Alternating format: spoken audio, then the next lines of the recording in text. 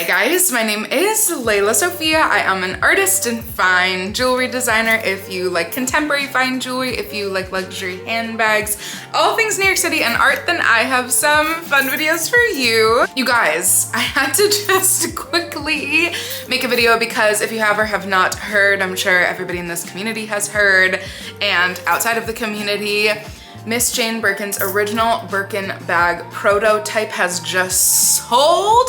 We're going to get into the details and I'm just going to give you my, my little thoughts. But first and foremost, if you guys are new here, thank you so much for tuning in. I can't wait to see you in all of my future videos. Make sure that you like this video, subscribe to my channel, follow me on Instagram at lelasophia jewelry. I put out videos 3 days a week, and so I cannot wait to see you guys in the next one. Okay, details first. Obviously, everybody knows the story, but Jane Birkin, the CEO at the time of Hermes, Jean-Louis Dumas, concocted this incredible, true everyday bag. Don't worry, there will be an entire section on the functionality, the iconic level, the true pure style that comes with having one singular everyday bag at the end of the video. Concocted this prototype together, kind of spurred off from the idea of the Hermes hack. Nobody has helped me with the pronunciation, but I will take a stab at it. The Hermes Oakua. I don't know. My French is really, really dusty. And bing, bang, boom, months later, this prototype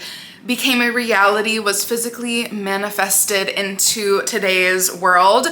The prototype then went on to get its own tweaks and little adjustments, especially in the size department. And so this is essentially a mix between a 35 and a 40. However, there's some really interesting details that come along with Jane Birkin's prototype Birkin that I thought would be fun to go over. So there's a undetachable permanent strap element that I personally, just even on a random comment or so of some of my videos, I've seen some of my friends, my subscribers, whatever, say that they wish that Hermes would bring back a strap option for a Birkin, and I couldn't agree more. We did get the really cool like cage detachable leather moment, but it wasn't even really, yes, it came with a strap, but it was like this whole added part that actually fit on like a sock onto a Birkin and then had a strap. That was interesting, but you're really then kind of getting a whole other bag, a whole other vibe. It's much edgier. It either could lean like very equestrian or very grungy. I'm imagining like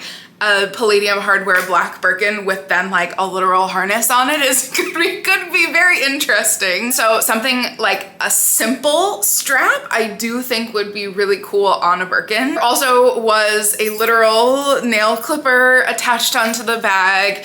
I don't know, this is probably like the most niche part of the controversial elements of this bag, but I have feelings. I don't know, I guess actually maybe I understand both sides, but the stickers and then the fact that the stickers were removed is a little very niche conversation in, the world that I have been seeing and diving into, especially on TikTok, but also on YouTube. Anybody who just has talked about this bag. Jane Birkin did have stickers on it and then they were removed. And so there are literal, I don't even know, it's not like sticker residue, but it's like, I'm gonna go ahead and personify the bag and say that the bag has little scars of its own where the stickers were removed. I think it would have been so cool for the stickers to still be there. However, I also understand just like the nature of something that's paper and plastic would like completely have looked more disgusting than than what it looks like now that the stickers have been gone. So at one point it did have some little embellishments. And now, if you're wondering what those little random spots are on, I think, the front and the back of the bag, that's where stickers once were. And before we get into the actual sale price and details, I also had an entire little vlog because I'm so insanely blessed to live in New York City. And literally the first day, my stepdad is amazing. My stepdad knows about my channel, obviously, and my love for handbags. And he sent me an article announcing that Jane Birkin's bag would be on view prior to its sale. I think it was exactly a month ago for a couple days at the Sotheby's in New York before she was transported, yes, again, personifying Jane Birkin's bag, before she was transported to Paris. Those like first hours, I took my little behind to Sotheby's, took myself out to a little solo date at San Ambrose and viewed the bag, okay? So I can confirm that I have seen it in person. It's so, I'm understanding, again, maybe I'll touch on this later in the video, but I'm understanding that this is completely absurd, that this is just like a whole niche level of absurdity to most people, but on my channel right now, we're in my community, and so I will just say I think it was iconic, it was special, and everything that Jane Birkin really stood for. Anybody who doesn't know, this bag was first sold by Jane Birkin personally to raise money for an AIDS foundation, and so everything that she stood for, the fact that she only wore one bag at a time, of course she was comped these bags, being in that she was the literal inception behind this bag, but she very humbly always said she only took one at a time. She wore it until literally the wheels fell off, and that was that. And so everything behind, I don't know, I am like a bit one of those people. Everything that the bag stood for, everything that she stood for, I think that that kind of emanates from the bag's energy, and seeing it in person was really incredible. Cut to literally yesterday, I watched live. I don't even know, I didn't like have it scheduled or set, I didn't know when it was, but I just happened to, at the right moment at 10 a.m. yesterday, New York City time, be like, what time is this auction? And I literally entered the Sotheby's website like at 10 whatever and saw all of the lots prior, and then I think it was lot number 8, and it just was fascinating. I think it was just under 14 minutes or just something around 13 or 14 minutes. Again, it's so funny to watch. Actually, I'm glad I got to see the previous listings because there was like an Alaya moment. There were a couple Alaya moments. There was like a random Gucci moment. There were a couple like pieces of clothing or even maybe full outfits. I would have to look more into that. But seeing the quickness in the other auction items, it was like maybe a minute for some of them. And then they sold, you know, pieces sold for like $1,000, something like that. And then just randomly, there is this Birkin that is, you know, lot number 8, and then there was an entire auction after it. It was just such an incredible kind of crazy zeitgeisty moment. So I somehow magically logged on to Sotheby's, not even logged on, I opened the browser to Sotheby's at the perfect time and I watched it all live. It is fascinating to see how an auction actually works. It just must be like, if it feels like, I don't know, I'm one of those people also that gets like affected by other people's emotions, and so something like a group event where something's really groundbreaking, I was like, oh my god, I feel like I could cry, this is so crazy. All that is to say that I think it would be insane to be there in person, to be in the room. And so there's an entire group of people kind of sitting in the middle, and then there's all the people on the telephones, you know, bidding for their own clients that God only knows who was in the room on the other side of the telephones. That must have been a crazy experience. And then there's the online. And I was a little bit, not shocked, but like I literally, when you first logged on, there already was an advanced bidding, I think at 1.3 million euro. I will talk in euro and then I'll try to translate it to USD as best as I can, and it was riveting, especially to see the quickness in so many other, you know, biddings prior. This one was really given space and time, and there felt like an element of not being any pressure in a really weird way, because it almost fueled itself. I don't know, this is gonna sound so stupid and poetic, and again, if you hate this kind of thing, you probably are hating this video right now, but something about it just seemed like really self-fueled. The auctioneer like allowed for there to be space and pauses, and that I thought was really fascinating. There were a couple moments where, you know, the little online ticker, I don't know if she was thinking this, but the online ticker was like, fair warning, but it still felt like it wasn't quite over yet. And so finally, yada, yada, yada, long story long, as I always say, the 6 million euro price, you know, it kind of felt like things were gonna wrap up for a second. I was like, is this going to go to 10? This is crazy. And then it finally, you know, from 6 to 7, there were a couple big jumps. And then there also were a couple moments that it was like, okay, I think this is it. We're coming to a close.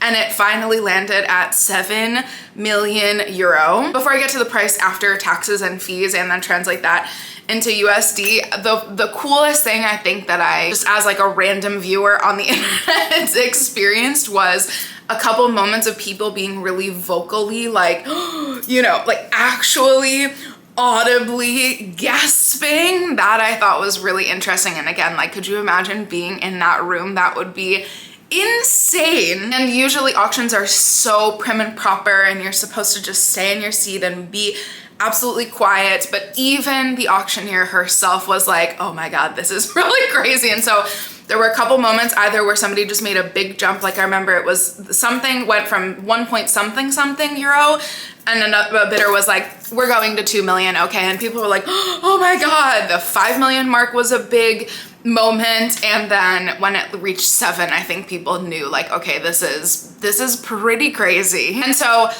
I've seen a lot of confusion about the price. I will correct myself if I'm wrong, but from what I'm understanding, and by the way, it is July 11th, the day after 2025, so obviously, you know, countries are still money markets, so I'm gonna translate this into USD as of today, but obviously that could change if you're watching this 10 years in the future randomly. So auction houses also have taxes and fees and commissions, so yes, it sold for even 7 million euro. However, after taxes and fees, that translated to something around the mark of 8.6 million euro. Today's price of that is just under $10 million.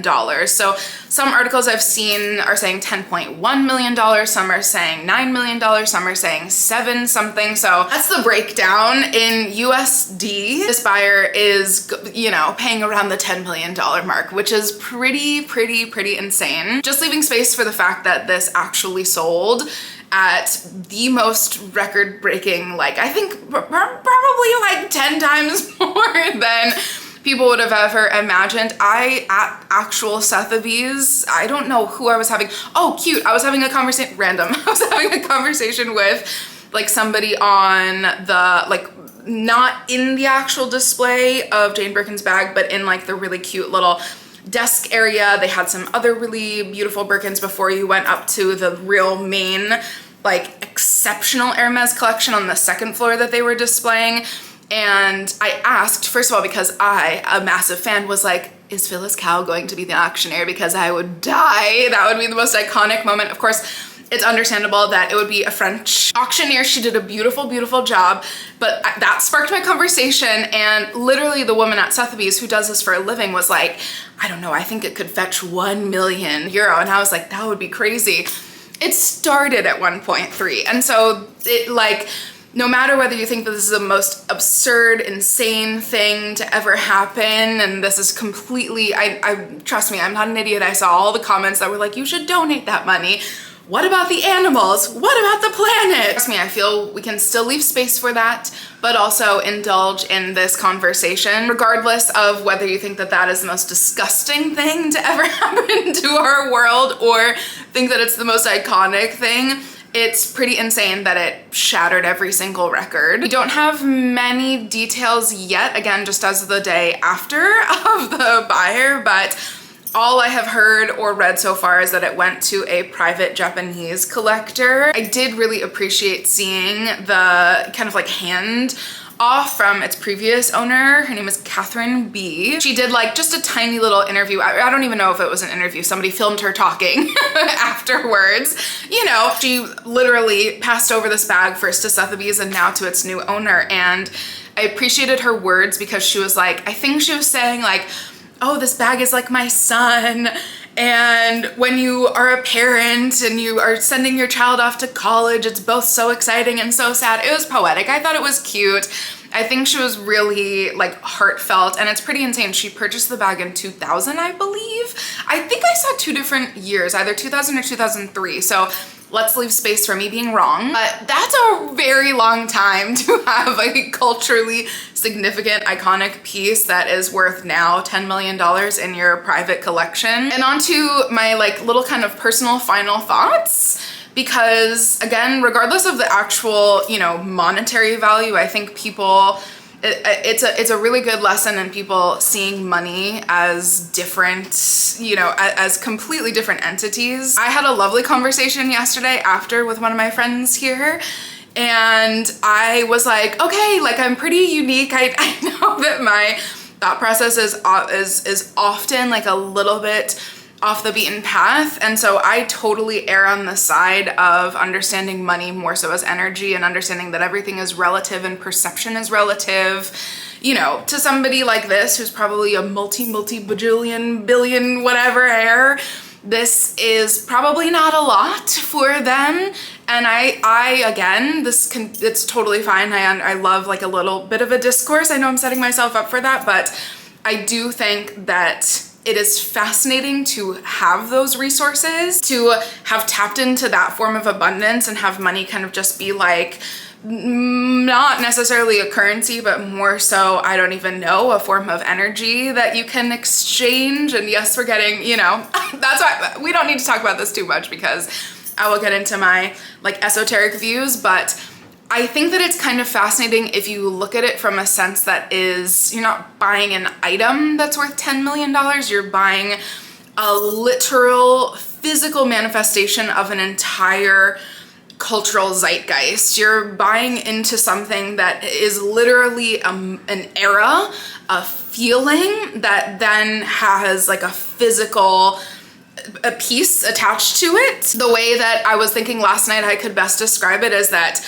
you know, I'm an artist. I love art. Art is the most invaluable thing to me. I could get into my own understanding of the fact that art is the thing that literally transcends time, that archaeologists look back and it's the most meaningful, literally invaluable, you know, human artifact. And, you know, even though we're in like an interesting time in the art world, which I don't need to touch on, if you look at this as a piece of art, art sells for this much kind of like often, and art has sold for a lot more and broken far more records. And so I personally am thinking about it like an actual physical manifestation or actualization of a literal culture, culturally significant moment in time, or something that really like shifts people's brains. Think about the discourse, that's energy. If you think about it like a piece of art, I think it's kind of an interesting way to attach more, I don't know, it's interesting to see what people find valuable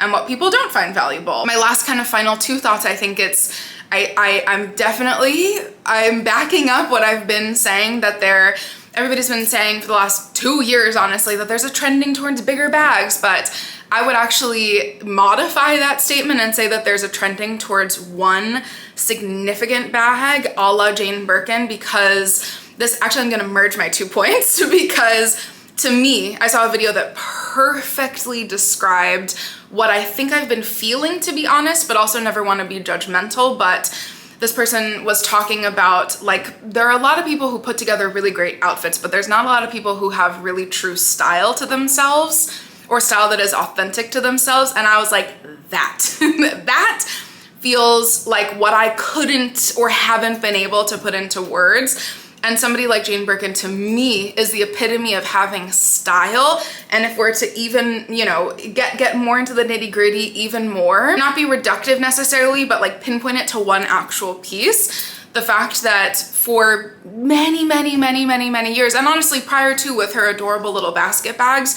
for many years she just had one singular bag that so became her own. She had one bag that literally encapsulated herself and her style and what she finds important and what she kept in the bag. And that, to me, even if we're not to look at her actual outfits that were gorgeous and iconic, and the way that she carried herself and how I would argue just her energy was, and how truly like self-actualized she was, I love the fact that we can kind of pinpoint it to this one bag. And I think that her true style has been something that people now are craving, when we just came out of a period that was much more based off of overconsumption and showing off luxury goods. You know, we saw so many YouTube creators really make an entire life and business for themselves off of the idea of collecting and perhaps over collecting and buying into trends, that it makes so much sense to me now, that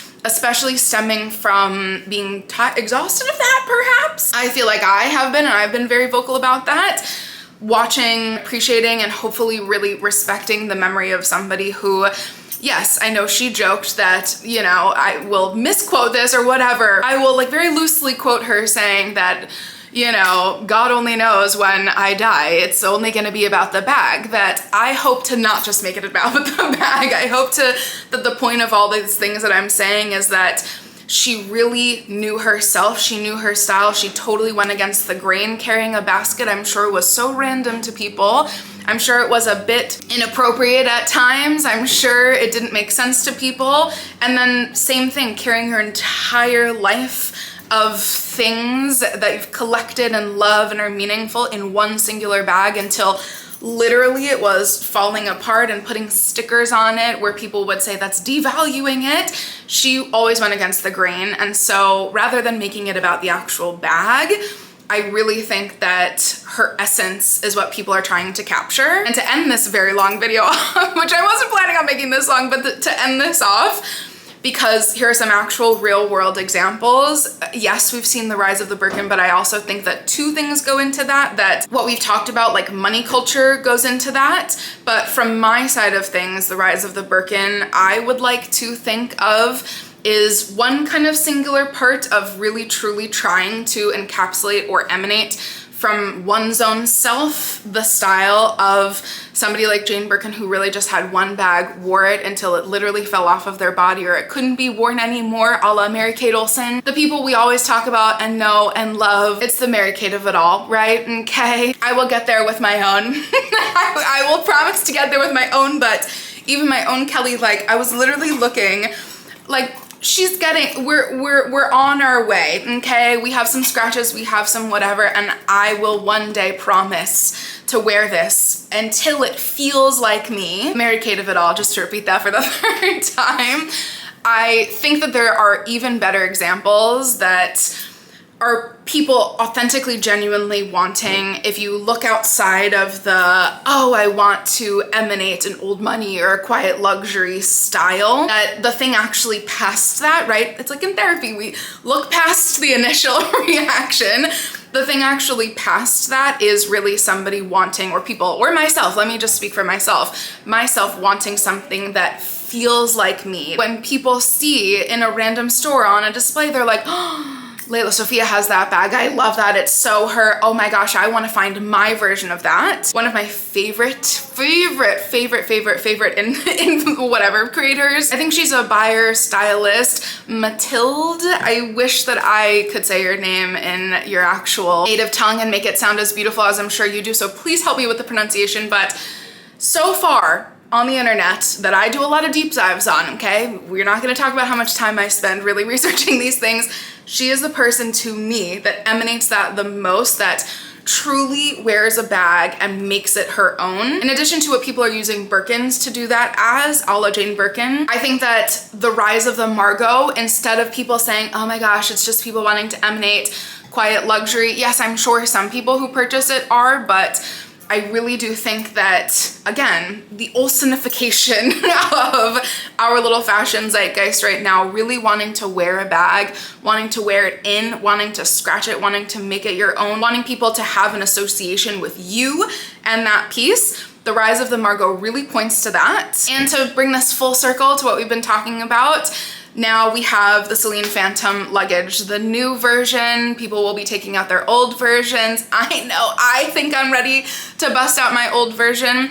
Something like the new Celine Phantom that will be released a year from now. Hopefully we'll get it a little early. That's what I've been hoping. Before the whole total rebrand into Michael Ryder's era, I think that instead of the actual style itself, I think that people are really wanting one significant bag that is also a personal signifier. And that's what I think. Guys, I'm dying to hear your thoughts. I can't wait to have discussions with all of you because yes, this was an insane sale, but I love to look beyond what the actual sale means, and I'm curious to hear what you guys think of what I had to say.